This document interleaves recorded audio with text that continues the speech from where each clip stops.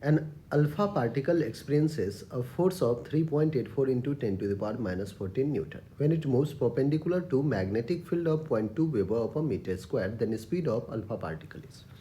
बच्चों अगर magnetic field में हमारा अल्फा पार्टिकल जा रहा है तो जो फोर्स एक्सपीरियंस करेगा वो हो जाएगा क्यू वी क्रॉस बी. ठीक है, फोर्स ये होगा.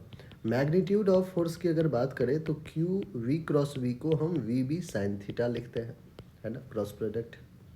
अब कह रहा है कि it moves perpendicular to magnetic field, मतलब वेलोसिटी वेक्टर और मैग्नेटिक फील्ड वेक्टर परपेंडिकुलर है. दैट मीन्स थीटा की वैल्यू कितना है दोनों के बीच में, 90 degree.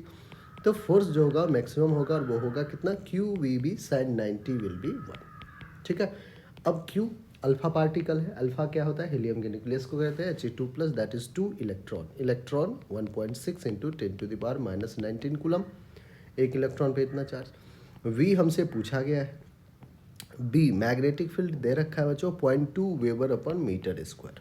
0.2 weber upon metre square. ठीक है. फोर्स कितना है, 3.84 into 10 to the power minus 40. हमें वेलोसिटी चाहिए. वी आ जाएगा यहाँ से 3.84 into 10 to the power minus 14 divided by 2 into 1.6 into 10 to the power minus 19 into 0.2. ठीक है बच्चों. अब देखिए 10 टू द पावर माइनस 19 है और 10 टू द पावर माइनस 14 है. तो माइनस 19 माइनस 14 यहाँ पे माइनस 5 हो गया, ऊपर भेज दीजिए आप. तो 3.84 into 10 to the power minus 5 ऊपर जाके प्लस 5 बन जाएगा. नीचे अब आ गया अपने पास 1.6 इंटू 2 दैट इज 3.2 इंटू 0.2. ठीक है.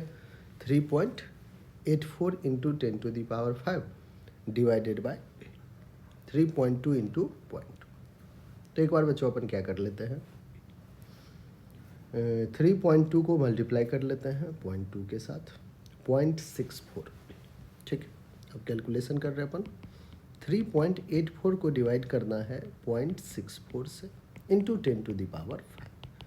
आइए फाइनल आंसर पे चलते हैं. 3.84 को जब हमने डिवाइड कर दिया 0.64 से तो हमें जो वैल्यू आ रहा है बच्चों वो आ रहा है 6 इंटू 10 टू द पावर 5. और स्पीड है तो metre per second. 6 into 10 to the power 5 metre per second. कौन सा ऑप्शन है बच्चों, फर्स्ट. और फर्स्ट ही हमारा बिल्कुल करेक्ट ऑप्शन है. ठीक है.